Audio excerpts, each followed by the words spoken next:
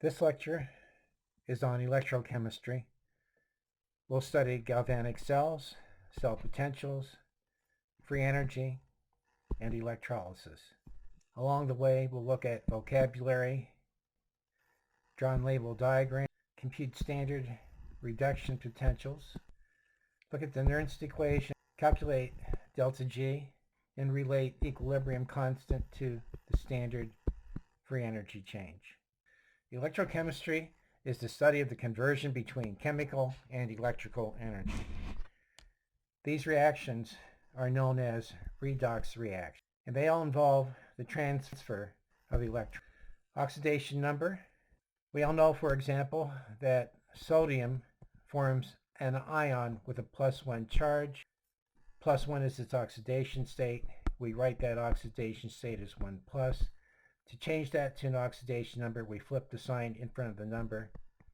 That's an oxidation. So it's very easy to figure out oxidation numbers for common main group elements. Nitrogen, for example, in group 5A has an oxidation state of 3- and an oxidation number of -3. In our studies, we need to know that oxygen in its compounds will always have a -2 oxidation state, and hydrogen in its compounds will always have a +1 oxidation state. But molecular oxygen has a 0 oxidation state. We call it elemental oxygen.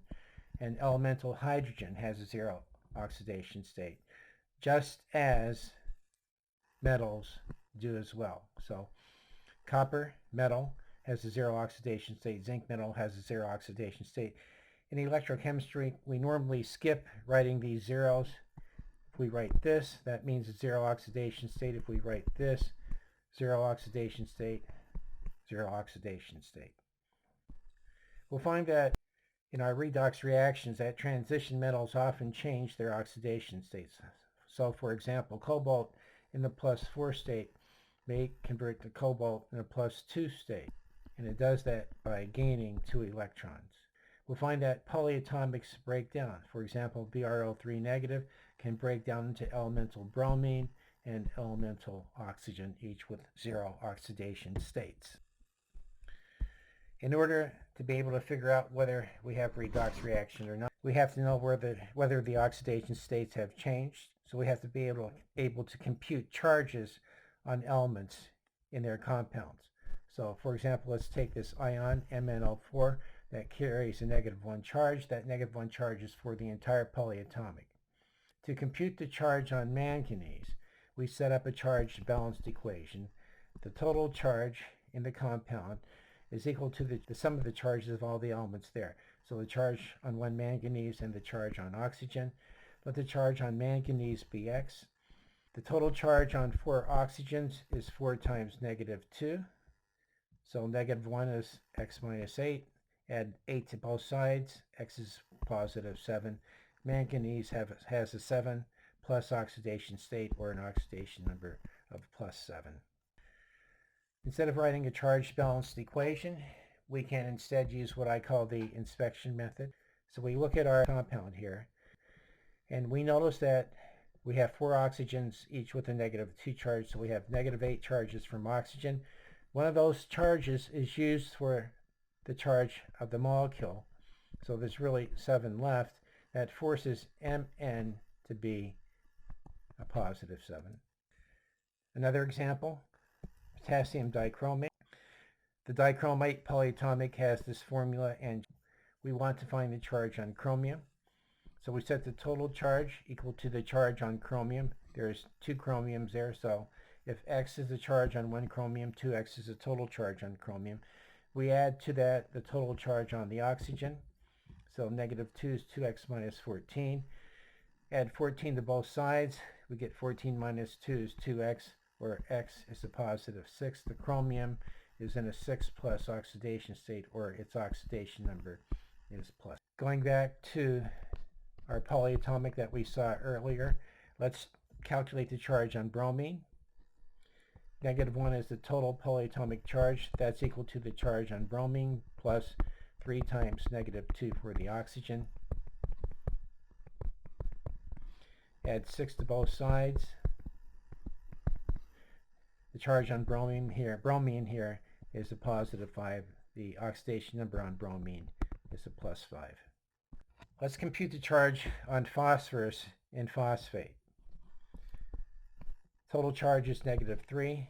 That's equal to the charge on phosphorus plus 4 oxygens, each with a -2 charge. Add 8. Oxidation state on phosphorus. Trait.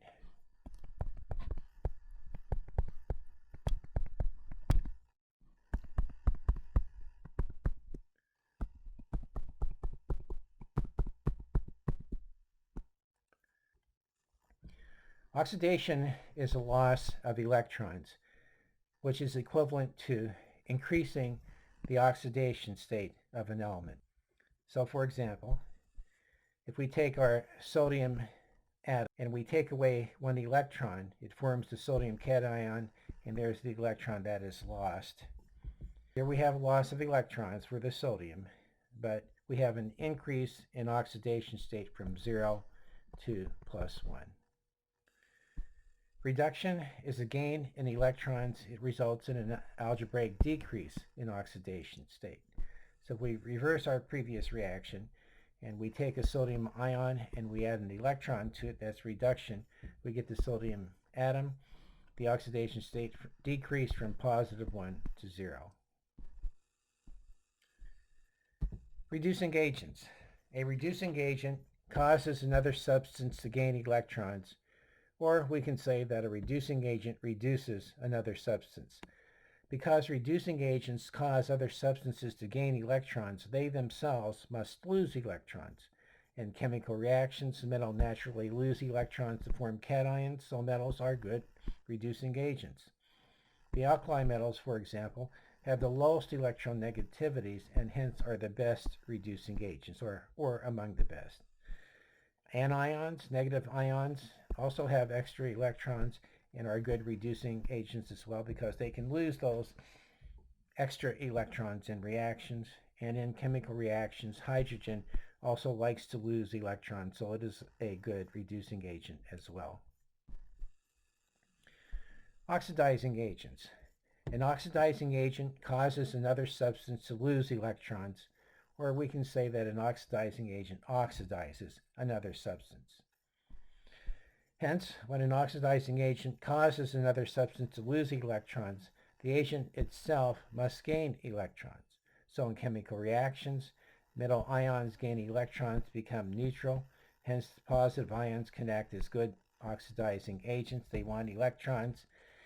If a positive ion, a cation, reacts with something else, it wants to pick electrons from that other substance, making the other substance lose electrons, so it's a good oxidizing agent. Halogens, we know they have high electronegativities, and so they're good oxidizing agents. In reactions, oxygen picks up electrons to form anions, so oxygen is also a good oxidizing agent. Every redox reaction has both an oxidizing agent and a reducing agent. Also, substances that are oxidized or reduced, as well as their oxidizing and reducing agents, are always on the reactant side of a chemical equation. Here's an example of a redox reaction where we have both oxidation and reduction occurring together. Copper ion is a reactant. It gains 2 electrons to form copper metal. That's a reduction. Zinc metal loses 2 electrons to form zinc cation. It lost 2 electrons. That's an oxidation. In a redox reaction, the number of electrons lost equals the number of electrons gained. So copper ion is reduced, and zinc metal made that happen, so zinc is our reducing agent. It made copper ion gain 2 electrons. On the other hand, copper ion made zinc lose 2 electrons, so copper ion is the oxidizing agent. What causes electrochemical reactions to occur? In this example, copper has a greater natural tendency to accept electrons compared to zinc. Based on what we've learned, let's see if we can pick out redox reactions from the ones that I have on this page. In our first reaction, NaCl goes to Na plus and Cl negative. It's a dissociation reaction. But we know that sodium chloride is an ionic compound. It consists of sodium ions electrostatically attracted to chloride ions. So there's no change in oxidation state. Sodium starts with +1 and ends with +1. Chloride starts with -1, ends with -1. This is not a redox reaction. In our second example, iron in the 0 oxidation state ends up as iron in the 3+ oxidation state. This is an oxidation. It lost 3 electrons. On the other hand, should be a 0. Silver starts out with a +1 oxidation state and ends with a 0 oxidation state. That's a gain of 1 electron, but it happens 3 times because we have a coefficient of 3. So we have 3 electrons lost and 3 electrons gained. Yes, this is the redox reaction.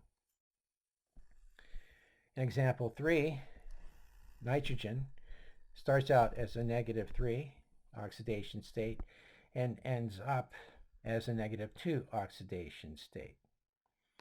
It must have lost 1 electron. That's an oxidation. Chlorine ends up as a 0 oxidation state. That's elemental chlorine. And to find the charge on chlorine in OCl negative, -1 equals charge on oxygen plus charge on chlorine. The charge on oxygen is a -2. Add 2 to both sides. Chlorine has a +1 charge in this compound. So chlorine goes from a +1 to a 0. It gained 1 electron. This is a reduction. So yes, it's a redox reaction. And in our last example, bromine starts out as a -1, and over here in this compound here, it's a +5. It must have been oxidized. It lost 6 electrons. Manganese starts as a +7 and goes over here. Must be a +4. So it actually gained 3 electrons, but it happens twice because of the coefficient of 2. So we have 6 electrons lost and 6 electrons gained. Yes, it's redox. Vocabulary. Electrode. It's a strip or a rod, usually made of a metal, that's inserted into a beaker containing a solution used in a redox reaction. So symbols for metals. We would often write Fe in the solid phase, and we could put 0 for no charge, or we could abbreviate it this way without showing the phase, but in electrochemistry we normally just write Fe. And that implies that it's in the solid state and that it's elemental iron with 0 charge. In solution, if we had a iron 2 cation, we would put aqueous after it, but in electrochemistry we assume that we're in an aqueous solution, and writing Fe2+ implies that it's in an aqueous solution. There are 2 types of electrodes, anode and cathode. Anode means a negative electrode. It's where oxidation occurs, and the type of reaction that we see at an anode is one like this. A zinc electrode, a zinc anode, loses 2 electrons to form zinc cation. Cathode, it's going to be a positive electrode. It's where reduction occurs, a gain of electrons, and this would be an example of a reduction reaction that would occur at a cathode.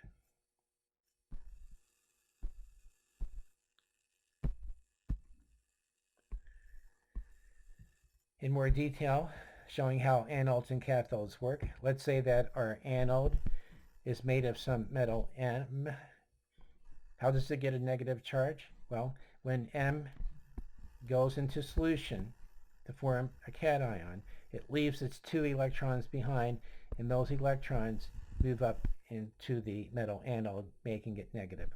We connect the anode to a cathode with a piece of wire, and the electrons flow in that direction. There they are there.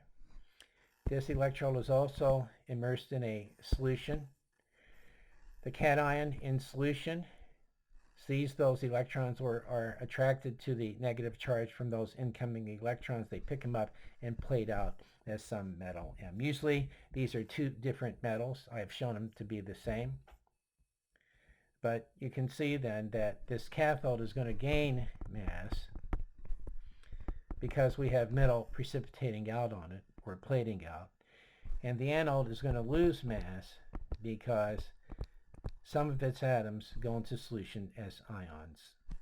Now, to complete this electrochemical cell, we have to connect these two solutions together.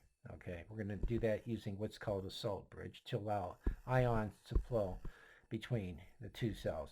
Electrons carry current in a wire. In solution, ions carry the electrical current. The term cell refers to a complete electrochemical cell where both oxidation and reduction occurs. Those two reactions occur in two separate half cells. Each half cell contains a metal electrode immersed in a solution of its ions. And then we throw in some extra background electrolyte, something like Na2SO4, that doesn't react, that is not oxidized or reduced, but generates a lot of ions to help carry that electrical current in solution.